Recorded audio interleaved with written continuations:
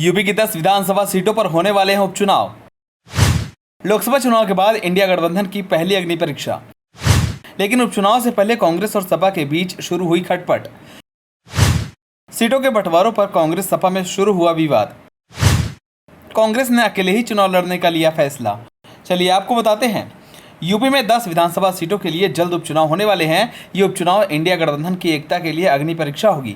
लोकसभा चुनाव में इंडिया गठबंधन ने 40 में से अधिक सीटों पर जीत हासिल की थी। इससे संसद में बीजेपी को अपने दम पर बहुमत नहीं मिल पाया था। अब उपचुनाव को लेकर लोगों की निगाहें टिकी हुई है। हालांकि उत्तर प्रदेश में इंडिया गठबंधन के दो सहयोगी दल कांग्रेस और समाजवादी पार्टी के बीच उपचुनाव के लिए सीटों के बंटवारे पर सहमति बन गई है। कांग्रेस ने 10 में से 5 सीटों पर चुनाव लड़ने की अपनी दावेदारी पेश की है, लेकिन समाजवादी पार्टी से राजी नहीं है। वैसे तो समाजवादी पार्टी और कांग्रेस के नेता दावा कर रहे हैं कि वे भाजपा को हराने के लिए साथ मिलकर उपचुनाव लड़ेंगे, लेकिन उत्तर प्रदेश के मुख्य विपक्षी दल सपा ने अभी तक यह स्पष्ट नहीं किया है कि वह कांग्रेस को 5 सीटें देगी या नहीं।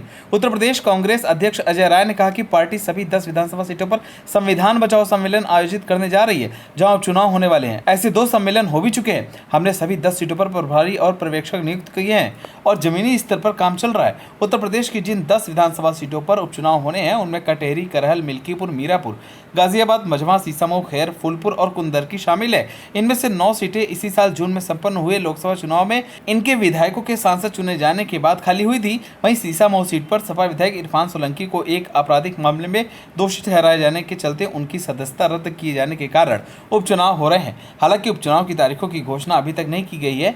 लोकसभा चुनाव के बाद इन उपचुनाव में भी इंडिया गठबंधन बना रहेगा या नहीं, इस सवाल पर प्रदेश कांग्रेस अध्यक्ष ने कहा कि हाँ, हम गठबंधन में उपचुनाव लड़ेंगे। कांग्रेस और सपा दोनों का उद्देश्य भाजपा को हराना है। 10 विधानसभा सीटों में से कांग्रेस ने 5 सीटों पर चुनाव लड़ने का प्रस्ताव अपने नेतृत्व को दिया है। हमने 5 विधानसभा सीटों मझवा, फूलपुर, गाजियाबाद, खैर और मीरापुर पर चुनाव लड़ने का प्रस्ताव अपने नेतृत्व को दिया है। ये वह सीटें हैं जहां भाजपा के उम्मीदवार जीते थे। वहीं दूसरी तरफ सपा के नेताओं का कहना है कि हम उपचुनाव के लिए पूरी तरह से तैयार हैं।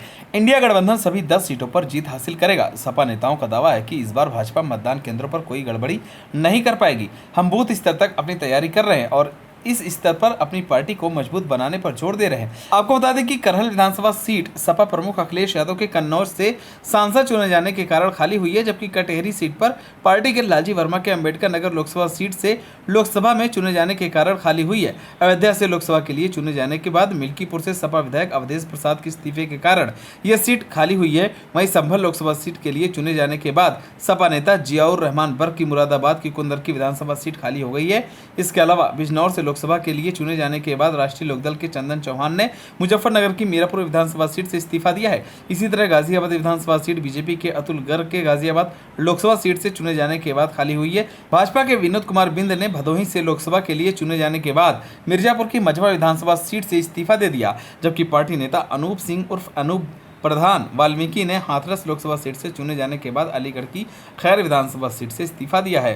भाजपा के प्रवीण पटेल ने फूलपुर लोकसभा सीट से लोकसभा के लिए चुने जाने के बाद प्रयागराज की फूलपुर विधानसभा सीट से इस्तीफा दे दिया है, जिसके चलते इन सीटों पर उपचुनाव होना है। फिलहाल अब देखने वाली बात होगी कि क्या इस उपचुनाव में अखिलेश और राहुल की दोस्ती बरकरार रहती है या नहीं। आप सभी को क्या लगता है, अखिलेश और राहुल गांधी को मिलकर चुनाव लड़ना चाहिए या नहीं? हमें कमेंट कर जरूर बताएं।